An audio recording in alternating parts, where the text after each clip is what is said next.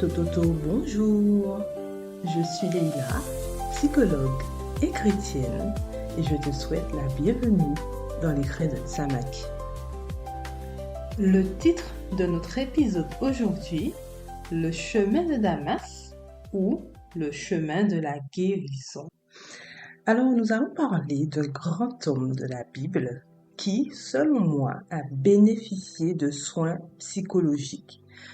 Et nous allons aborder les notions de radicalisation et de déradicalisation, et tout ça en se basant sur une histoire biblique. Oui, selon moi, la Bible parle de ces sujets-là. Je pense que là, vous commencez à supposer de qui on parlera. Mais d'abord, j'aimerais qu'on définisse la radicalisation. Alors, c'est un processus psychologique et idéologique par lequel une personne adopte des idées, des opinions, des comportements extrémistes. Et cette personne peut être amenée à utiliser la violence pour défendre la cause à laquelle elle adhère. Quand on parle de radicalisation, vous comprenez qu'on parle de psychologie et donc qu'on parle d'âme. Alors, vous avez trouvé de qui on va parler aujourd'hui? On va parler de Saul ou encore de Paul. Personnage iconique de la Bible et inspirant. Et je vais vous parler d'une partie de son histoire sur un angle que vous n'aviez jamais considéré, je suis sûre. Et ça, j'aime trop cette idée-là. Alors, Saul est un homme zélé, mais persécuteur. Il est violent et il est persuadé de servir Dieu en faisant ça, en tuant les chrétiens, en les violentant. C'est plutôt incohérent comme ça. Pour ceux qui connaissent l'histoire, on s'est toujours dit, mais comment on peut en arriver là? Eh bien, c'est bien là l'un des principes de la radicalisation.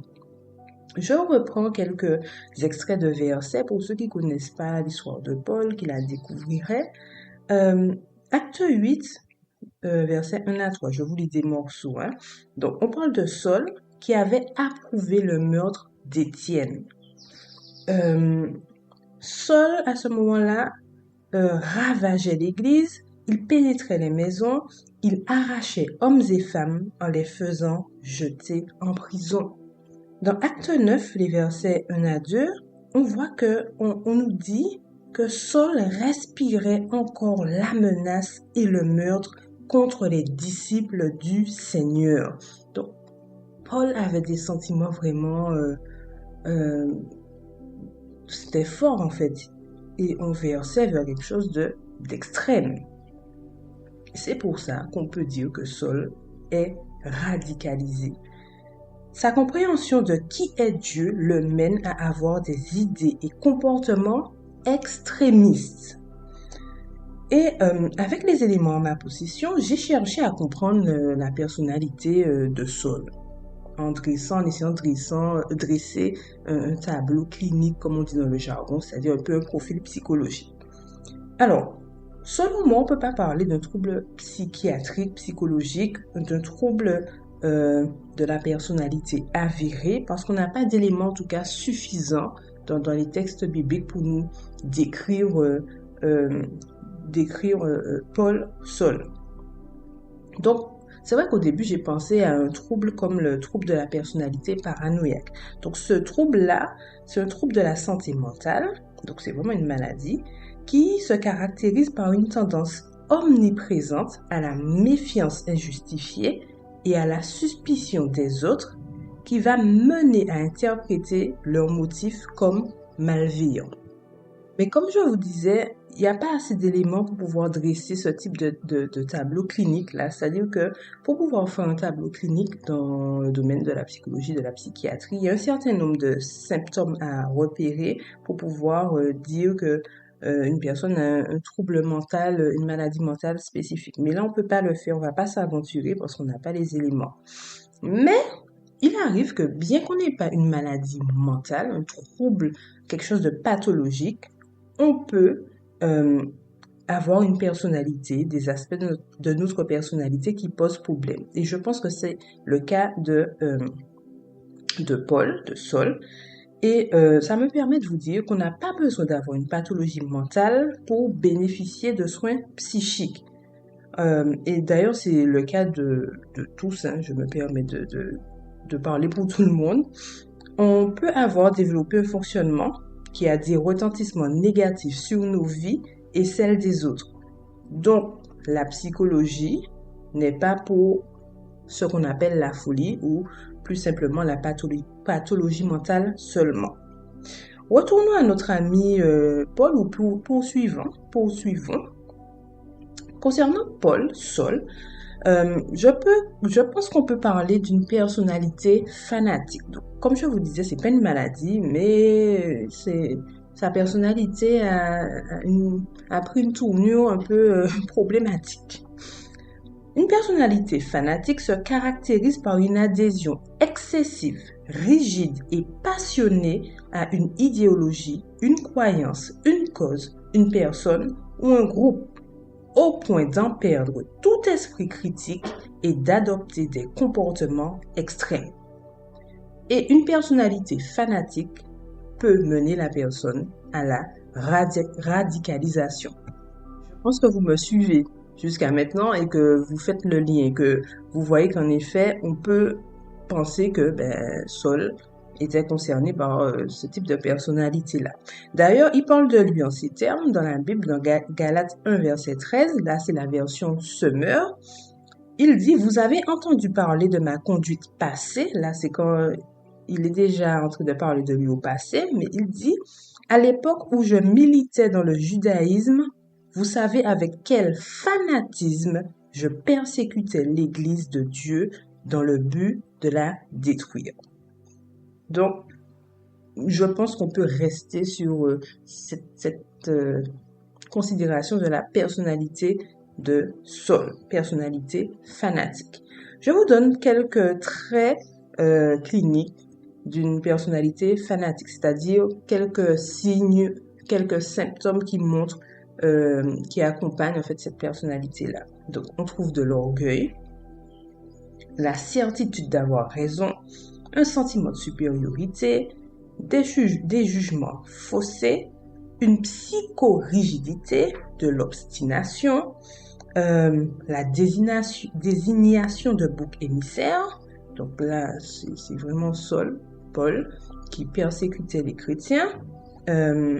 L'absence de remords et aussi la résistance au changement. Donc, ce sont des exemples.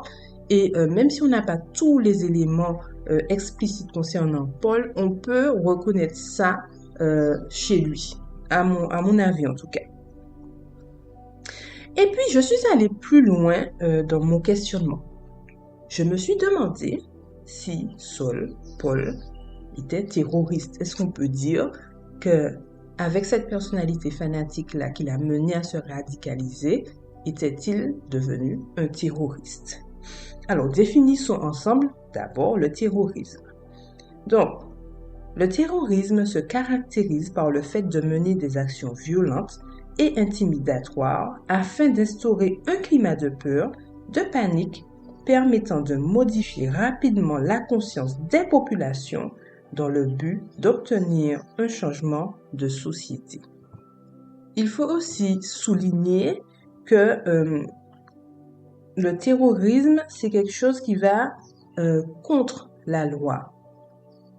Et du coup, concernant Saul, ce n'est pas un mot adéquat, selon mes recherches. Parce que ce que Saul faisait à l'époque ne sortait pas du cadre de la loi. Bien au contraire, il était, lui et son groupe, soutenu par des grands chefs religieux de l'époque. Donc, étymologiquement parlant, ce n'est pas le bon mot, ce n'est pas le mot adapté. Le terrorisme est plutôt un concept moderne. Du coup, par conséquent, on va rester sur l'appellation de persécuteur religieux zélé avec une personnalité fanatique. Alors, en psychologie, on cherche aussi les causes, ce qui peut pousser quelqu'un à développer des comportements, des pensées, des émotions. Donc, je me suis demandé, j'ai cherché, qu'est-ce qui peut amener quelqu'un à développer ce type de personnalité-là et aller jusqu'à la radicalisation? J'ai cherché surtout du côté des facteurs psycho-environnementaux, donc psychologiques et liés à l'environnement dans lequel la personne pourrait évoluer. Donc là encore, ce sont des hypothèses, car, je me répète, ce qu'on a en notre possession concernant Paul, Saul dans la Bible ne nous permet pas d'être affirmatif. Donc on va rester dans l'hypothèse, mais c'est fort probable qu'il y ait des choses de cet ordre-là dans la vie de Paul, Saul, qui l'ait amené à développer cette personnalité fanatique-là. Donc on dit que ça peut être une éducation autoritaire. Qui peut avoir mené la personne, l'enfant, puis l'adulte, à une certaine rigidité mentale. Ça peut aussi être des personnes qui ont vécu la discrimination et l'exclusion. Donc ça crée une forme de colère, une quête de revanche. Ça peut aussi être de l'isolement affectif. Donc c'est-à-dire que ce sont des personnes qui n'ont pas reçu l'affectivité, l'amour, la sécurité nécessaire, et en absence de cette sécurité affective-là, ils deviennent insécures, comme on dit, et ils ont ce type de comportement-là, et ils vont chercher à appartenir à un groupe, et ça peut être des groupes extrémistes. Il y a aussi l'absence d'éducation critique, c'est-à-dire que la personne peut avoir grandi dans un environnement où on ne lui a pas appris vraiment à être critique dans le bon sens du terme, et ça pousse cette personne-là à avoir des pensées, on dit binaires, c'est-à-dire que c'est noir ou blanc, et quand c'est noir, et ça ne peut pas être blanc. Et bien sûr, la notion de traumatisme non traité qui peuvent conduire à développer des comportements de ce type-là. Et il peut y avoir encore d'autres facteurs. Tout ça pour vous dire, parce que le plus important, c'est de comprendre en fait qu'est-ce qui peut amener à une personnalité de ce type-là et vous faire comprendre qu'il y a des aspects psychologiques concernant le cas de Saul, Paul. Donc tout ça pour vous dire que il peut avoir ce type de choses-là qui mènent à une personnalité puis des comportements. Donc nous avons des indications générales pour comprendre les processus mentaux, psychologiques qui sous-tendent une personnalité fanatique, et donc aussi qui sous-tendent le processus de la radicalisation. En somme, en considérant l'histoire de Saul, du point de vue que je vous propose, on remarque que la principale problématique de Saul à ce moment-là était psychologique. On parle de radicalisation, n'oubliez pas que c'est un processus psychologique, et de sa personnalité fanatique qui l'avait conduite à cette radicalisation. Je répète, il n'était pas forcément malade mentalement, mais il avait un fonctionnement psychologique qui avait un retentissement négatif sur les autres et lui-même, bien qu'il n'en était pas conscient. Et je vais plus loin parce que c'est pour ça qu'on est là et qu'on parle de ça aujourd'hui. Si on analyse bien, on voit que ça influençait aussi sa spiritualité. Ça biaisait sa compréhension et la pratique de sa spiritualité. Parce qu'il était persuadé que pour faire honneur à Dieu, il fallait qu'il persécute les chrétiens. Vous vous rappelez, lors du premier épisode, quand je vous disais que parfois, notre état psychologique non soigné, c'est-à-dire notre âme non soignée, peut influencer défavorablement notre esprit, c'est-à-dire notre connexion avec Dieu, et donc la qualité de notre vie spirituelle. Alors, on poursuit avec Paul, avec Saul, et j'ai envie de dire, heureusement, Jésus est venu au secours de Saul, et il peut venir au secours de chacun d'entre nous. Et c'est ce que nous allons voir maintenant dans cette partie de notre réflexion. On va parler de la déradicalisation de Saul. Alors, qu'est-ce que c'est? Déjà, la déradicalisation, c'est un processus par lequel une personne abandonne une idéologie extrême et violente à travers une remise en question personnelle, on entend le psychologique ici, à travers un accompagnement humain et une reconstruction sociale et identitaire. On est bel et bien dans du soin psychologique et on peut ajouter de l'accompagnement social. On va voir comment, sur le chemin de Damas, Paul a rencontré le grand psychologue qui est venu l'accompagner dans sa déradicalisation et aussi soigner, transformer cette personnalité fanatique qu'il avait. Pour cela, j'ai cherché comment les professionnels, c'est-à-dire maintenant dans notre ère, accompagnent les personnes dans ce processus de déradicalisation. Pour faire le parallèle avec ce qui s'est passé pour Saul et ce que Jésus a fait avec Saul. Et spoiler alert, grande annonce, c'est similaire.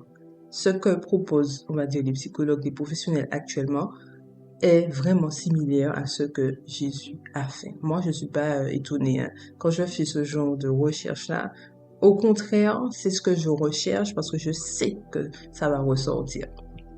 Je me suis notamment basée sur un article de Dounia Bouzard et Marie Martin qui s'intitule « Méthode expérimentale de déradicalisation, quelle stratégie émotionnelle et cognitive ?» Donc, je me suis basée entre autres sur cet article-là, mais cet article-là, c'est le principal sur lequel je me suis basée pour vraiment reconnaître un processus de déradicalisation. Et il y a une information qui m'a vraiment marquée. Elles disent « Aucun radicalisé ne sera volontaire pour se déradicaliser. » Et ça m'a fait sourire quand je vois comment Jésus s'y est pris avec Saul, c'est qu'il savait très bien qu'aucun radicalisé n'est volontaire pour se déradicaliser. Les différents auteurs, et particulièrement celle-ci, expliquent que pour sortir de cette radicalisation, il y a certains facteurs qui vont vraiment favoriser cela, et ce sera en l'occurrence et généralement une rencontre marquante. Alors, pour les radicalisés actuels, si je peux dire ça comme cela, ça peut être une rencontre avec une victime ou encore une personne qui a déjà fait ce processus de déradicalisation. Mais en ce qui concerne Saul, la rencontre marquante, c'est la rencontre avec Jésus sur le chemin de Damas. Plus marquant que ça, j'ai envie de dire, tu peux pas. Jésus arrive, il y a une lumière aveuglante sur la route. Saul entend une voix qui lui dit « Saul, Saul, pourquoi me persécutes-tu » Si c'est pas marquant, je ne sais pas ce que c'est. Et cette rencontre marquante-là, en général, est supposée toucher la personne radicalisée émotionnellement d'abord, pour ensuite l'aider à modifier son système de pensée, son système cognitif et comportemental, changer sa façon de penser et changer ses comportements. Cette rencontre marquante avec Jésus est donc supposée toucher Paul émotionnellement pour ensuite l'aider à modifier ses pensées et ses comportements. Et l'aspect émotionnel est important car ça met la personne dans une position de vulnérabilité. Là où avant, il combattait cette vulnérabilité ou encore l'ignorait. Et donc, il y a plusieurs phases. Il y a une phase où on va chercher émotionnellement à casser, à ébranler tout le système cognitif, tout le système de pensée rigide qui a été construit. Et on peut souvent faire appel à un tuteur de résilience, c'est-à-dire quelqu'un qui va permettre à cette personne radicalisée, permettre à cette personne de se reconnecter au lien, à l'affectif, à accéder à sa vulnérabilité et à regagner en sécurité affective, en confiance en l'autre. Et dans les programmes de déradicalisation, ça peut être un membre de la famille, quelqu'un qui pourra en tout cas amener cette notion d'affection, de soutien et d'estime. Pour Saul, Jésus représente le tuteur de résilience par excellence. Mais plus loin dans l'histoire, on peut aussi considérer Ananias, cet homme que Dieu va envoyer 3 jours après rencontrer Saul, pour le soutenir, donc le soutenir spirituellement, parce qu'on voit que c'est à ce moment-là qu'il va lui permettre, il va lui imposer les mains, et c'est là que Saul reçoit le Saint-Esprit, il est ensuite baptisé. Mais Ananias aussi vient le soutenir psychologiquement, à mon sens, parce qu'il vient rompre l'isolement. Et physiquement aussi, parce qu'il est là, et j'ai envie d'ajouter, il lui permet de retrouver la vue. Par son intermédiaire, Dieu lui permet à Paul de retrouver la vue, et Paul mange, etc. On peut plus loin dans l'histoire considérer Barnabas aussi dans le processus comme un tuteur de résilience, parce qu'il va aider Paul, à se réintroduire socialement, à être accepté dans le groupe des disciples qui avaient peur de Paul, de Saul, parce qu'ils étaient encore ils s'étaient arrêtés sur l'image de l'ancien Paul. Il y a aussi la phase où on va chercher à créer une brèche dans le système de pensée, c'est-à-dire chercher à mettre le doute dans la pensée, dans les pensées qui ont été construites par le processus de radicalisation. Et l'objectif est de confronter la personne à des informations qui vont faire émerger des incohérences. Concernant Saul, Jésus lui dit, quand il le rencontre sur le chemin de Damas, « Pourquoi me persécutes-tu » Là, si c'est pas pour créer une incohérence, je ne vois pas ce que c'est. En gros, il y a Saul qui entend ça, je paraphrase, j'illustre. Il se dit, mais comment ça je persécute? Déjà, je persécute qui? Jésus lui explique que tu me persécutes, moi, Jésus. Il se dit, mais comment ça je persécute? Là, ça crée justement cette brèche-là et ça pousse à la réflexion parce que ça met en lumière une incohérence. Par là, il peut se rendre compte que ses motivations internes ne collent absolument pas avec ce qu'il fait concrètement. Donc, l'idée est de venir chercher la déstabilisation chez cette personne radicalisée pour qu'il soit en mesure de reconnaître qu'il y a un problème. C'est exactement ce qui s'est passé sur le chemin de Damas. Ressort aussi la nécessité de rompre le contact avec le milieu radicalisé pour pouvoir se déradicaliser et de s'isoler.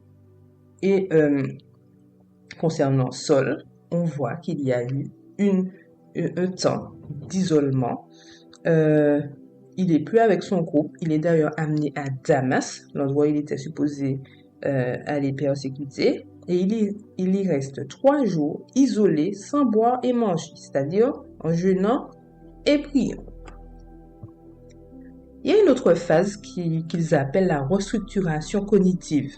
C'est-à-dire que là, c'est vraiment la phase active pour restructurer les pensées, revoir la façon de voir les choses, les représentations, avoir une autre vision du monde. Pour Paul, c'est un petit peu ironique parce qu'il a dû perdre la vue pour pouvoir réapprendre à penser et à voir différemment. Pendant les 3 jours d'aveuglement et de jeûne et de prière, beaucoup de choses se sont certainement passées pour Saul. Pour modifier la vision du monde de Saul et restructurer ses pensées, Dieu, Jésus, l'a isolé, l'a rendu aveugle. Et j'aimerais faire une petite aparté sur les bienfaits du jeûne et de la prière, les bienfaits psychologiques. Parce qu'on connaît les bienfaits physiques, spirituels, je pense, pour la plupart, mais il y a des bienfaits psychologiques et je pense qu'à ce moment-là, il y avait cette nécessité-là pour Paul de jeûner, de prier, non seulement spirituellement, physiquement, mais beaucoup plus à ce moment-là pour son âme. Parce que, je vous disais, les bienfaits psychologiques du jeûne et de la prière, ça permet déjà un isolement temporaire. Quand on jeûne et qu'on prie, quand je dis isolement, c'est pas forcément toujours, on n'emploie pas toujours une façon aussi radicale que Paul pour être isolé, mais ça nous permet de couper déjà du monde extérieur et d'être en connexion avec Dieu. ce qui aide forcément à réguler notre stress, notre anxiété et augmenter notre sentiment de paix. Et pas n'importe quelle paix, c'est vraiment la paix que Dieu donne. Le jeûne apporte aussi de la clarté dans nos pensées. Contrairement à ce on peut penser, tout ce qui se joue dans le corps permet au cerveau d'éclaircir un peu les nuages qui peuvent planer, si je peux imaginer ça comme ça. Donc, le jeûne a cette capacité de nous conduire à nous éloigner du bruit des stimulations habituelles. Et en plus, pour Paul, il est aveugle. Donc, ça participe certainement à décupler ce sentiment de rupture avec l'extérieur et d'augmenter sa connexion avec Dieu. Et du coup, ce jeûne le jeûne et la prière plutôt est favorable aussi à l'introspection. Et puis la Bible nous dit dans Isaïe 58 que le jeûne auquel Dieu prend plaisir est supposé nous amener à détacher les liens de la méchanceté.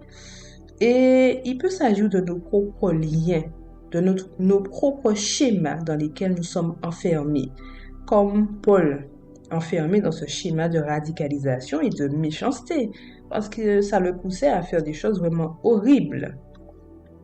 Le jeûne auquel Dieu prend plaisir, toujours dans Isaïe 58, est aussi supposé participer à renvoyer libre les opprimés. Et je pense que là, pour Saul, c'était aussi le cas. C'est-à-dire renvoyer libre toutes ces personnes qu'il persécutait, qu'il pensait encore persécuter. Enfin, il y a une phase où le déradicalisé va devoir reconstruire une nouvelle identité. Et pour cela, il est important qu'ils aient du soutien social sur le long terme et particulièrement pour leur réinsertion. Et on voit que, selon moi, Ananias, son imposition des mains lui permet à Paul d'être rempli du Saint-Esprit après les 3 jours. Donc vous voyez, c'est après les 3 jours qu'il reçoit le Saint-Esprit, qu'il y a une action sur son esprit. Quand Dieu a soigné l'âme, le corps, parce qu'il revoit aussi, et il y a le Saint-Esprit qui arrive. On voit que plus tard, le processus se poursuit, parce que la foi de Saul s'affermit, il se fait baptiser, mais comme je l'évoquais tout à l'heure, les autres le craignent encore. Et il y a un tuteur important qui est Barnabas, qui lui a permis, tuteur de résilience, je précise, qui lui a permis d'intégrer le groupe des apôtres. Intégration sociale, avec une nouvelle identité et une reconnaissance d'une nouvelle identité, parce que les autres ne lui faisaient pas confiance. Donc, cette nouvelle identité doit être construite afin d'être acceptée dans le groupe des apôtres concernant Saul. Et voilà, pour synthétiser et puis donner envie à ceux qui ne connaissent pas de lire l'histoire ou ceux qui la connaissent de la relire sous ce nouvel angle, il faut savoir qu'après cette transformation, ce soin psychologique, prioritairement, parce que oui, il y a eu d'autres aspects, forcément, l'âme, le corps et l'esprit ont été touchés, mais on se base aujourd'hui sur le soin psychologique qui a été apporté à Paul pour qu'il puisse quitter cette radicalisation et ne plus avoir cette personnalité fanatique.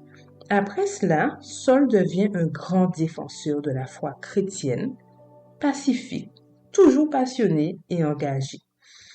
Et jusqu'à ce jour, c'est un exemple pour tous les chrétiens. En conclusion, on voit que Paul avait prioritairement besoin d'être guéri dans son âme pour mieux servir Dieu. Je reformule ça. Afin que son esprit soit touché, qu'il reçoive le Saint-Esprit et qu'il soit complètement connecté à Dieu, Jésus a guéri l'âme de Paul. Cela met en lumière de côté l'interdépendance entre les différentes parties de notre être et en même temps, ça montre leurs différences.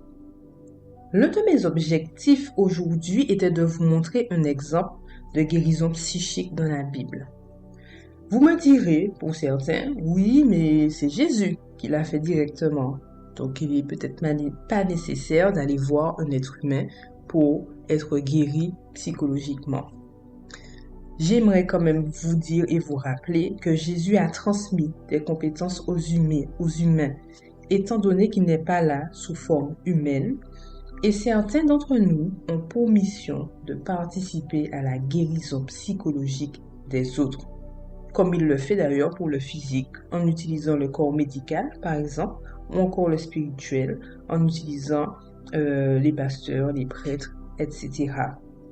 Je voulais aussi te pousser à la réflexion et à l'introspection, t'inviter à te demander si tu n'aurais pas des blessures de l'âme, des blessures psychologiques qui feraient obstacle à ta croissance spirituelle et aussi à ton bien-être physique. Peut-être n'en es-tu pas conscient, mais Dieu, oui. Demande-lui et il t'indiquera si c'est le cas et il te soignera. Pas forcément avec une rencontre spectaculaire comme celle de Saul, mais peut-être te guidera-t-il vers un Ananias, un Barnabas, et plus précisément, peut-être vers un professionnel du soin psychique, ou plus largement, vers des ressources psychologiques, des données, des informations qui t'aideront à te soigner et donc à croître, à Tsamak. Je prie pour chacun et chacune de vous en ce sens. J'espère dans tous les cas que cet épisode vous aura fait du bien, là où il devait vous faire du bien. Et n'oubliez surtout pas de partager avec quelqu'un qui doit savoir ça à propos de Paul, de Saul, qu'il a eu cette guérison psychologique sur le chemin de Damas, qui finalement était un chemin de guérison. Pensez à aimer, à commenter aussi, ça ferait plaisir. Et puis, je te dis à bientôt dans les Grains de Tsamak, cet espace de développement et d'éclosion qui t'est dédié.